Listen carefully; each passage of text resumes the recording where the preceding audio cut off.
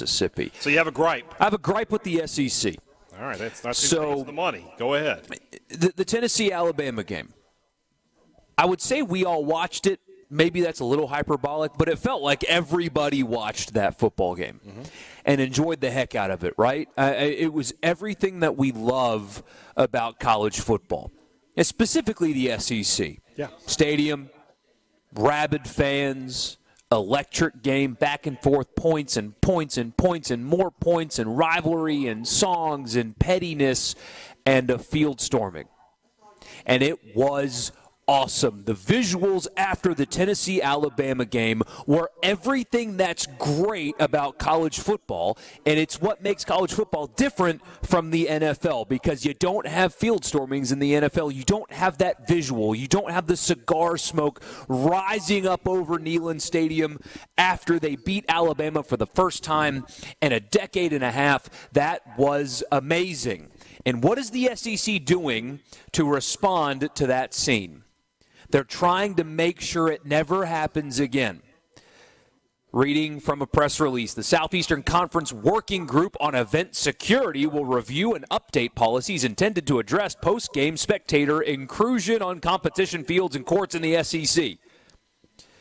The SEC Event Security Working Group, is what they're calling themselves, will also consider strategies to support effective crowd management for the purpose of enhancing the safety and experience of fans, team, staff, officials, SEC Commissioner Greg Sankey announced today on Friday. Here's his quote.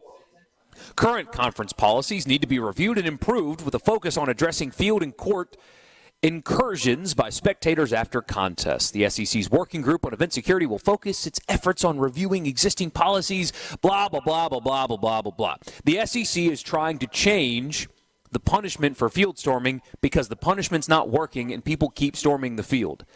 The whole it has to happen to Alabama for it to change used to be a conspiracy theory. Mm-hmm. Now it kind of is that way. Why? Here's my gripe. I understand that it can create situations that are not ideal. I get it. I do.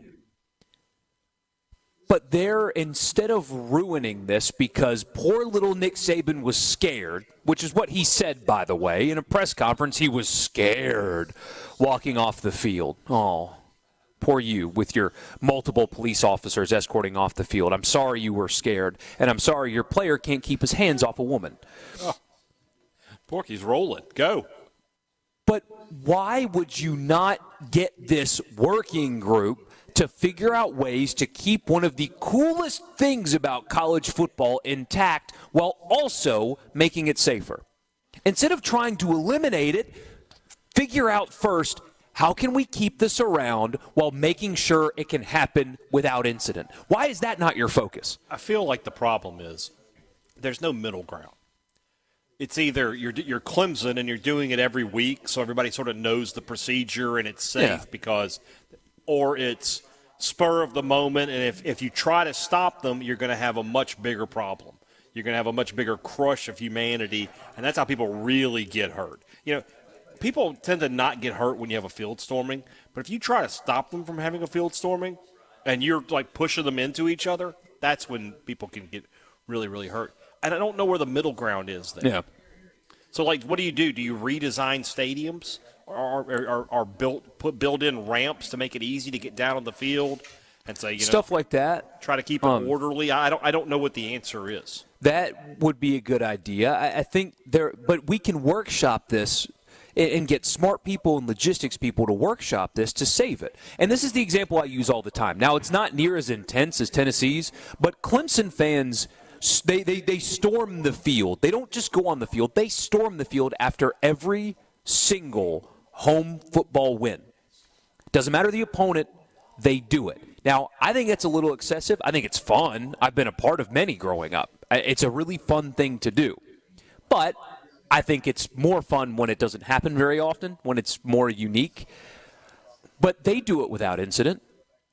When they have big wins, they storm the field like they do in the SEC. I mean, everybody converges on it, and nothing happens. They condone it. encourage that behavior. So find ways, whether it's you give the opponent a time period to get off the field, or you go the PGA Tour route and get a handful of security guards with ropes and you block off like a pathway for the opponent to get off the field. There are ways that you can preserve this instead of trying to ruin it. Because, again, what happened after the Tennessee-Alabama game was everything that's great about college football, despite little Nick Saban being so scared. It was great. So find a way to preserve that, or else you're going to become the NFL, and if you become the NFL, you're going to lose because you're not as good at football as they are. It's the intangible stuff that makes college football great. Don't take that away. There's an easy way to prevent field stormings, by the way, if you're on the road. Don't lose. Don't lose. As I just got a text from our good friend Luke Johnson who said, hey, you don't want to get field stormed? Don't lose. It's amazing what happens when you just inject logic into this. But forgive me for wearing a tinfoil hat. Richard would probably disagree with me here, but I think it's not surprising at all. Borky some tinfoil? Yeah, I need some tinfoil. There's some right over there, actually. I'll put it on my head. I'll be right back. But it's not surprising at all to me that this working group or whatever is being enacted after Alabama gets the field stormed on them, and there's an incident involving an Alabama player in which their coach talks about how scared he was. That's not surprising to me at all. If let's pretend that Tennessee beats Ole Miss last year. They don't throw mustard in cans and bottles on the field. They beat Ole Miss and storm the field. Does a working group get formed? No. No. Well, I mean, we've had decades of field storming.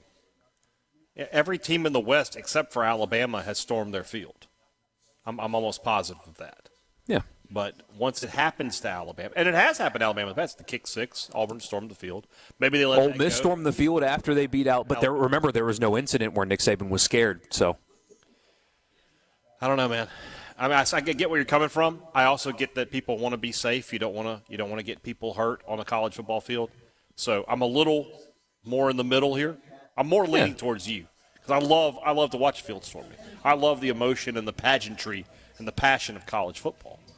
But I also think that in this day and age, when you can sue anybody for anything, you got to protect the investment there. Find a way is what I would say. Find a way to keep that because it's just awesome. Yeah, Josh and Laurel points out, by the way, that Kentucky stormed the field after a loss. They did. He did. I recall that very, very well. The Bluegrass Miracle all the way back in 2000.